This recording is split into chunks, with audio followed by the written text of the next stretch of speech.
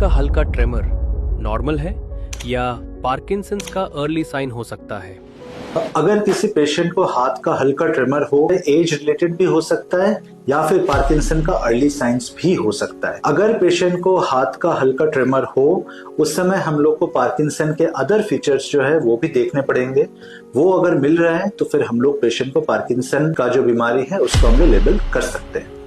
Sleep और daily routine का Parkinson's की प्रोग्रेशन पे कितना इफेक्ट पड़ता है?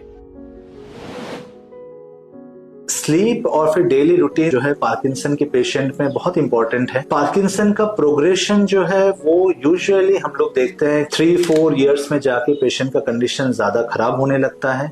अगर उस बीच में स्लीप में भी अगर डिस्टर्बेंसेस है तो फिर पेशेंट का जो अदर सिम्टम्स है पार्किंसन में, जैसे कि मान लीजिए कि डिमेंशिया होना, उसका प्रोग्रेशन बहुत ज्यादा बढ़ जाता है। इसलिए गुड स्लीप जो है वो पार्किंसन में डिमेंशिया का जो चांसेस है उसको कम करती है। पार्किंसन स्टार्ट होने से पहले बॉडी कौन से अर्ली साइंस देती है जो लोग यूजुअली इग्नोर कर देते हैं?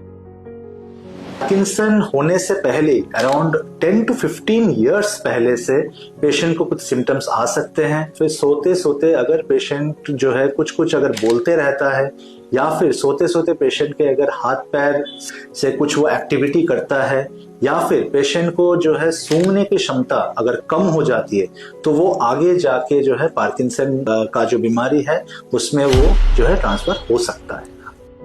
पार्किंसंस कितनी धीरे धीरे प्रोग्रेस करता है और लोगों को कब तक पता नहीं चलता है?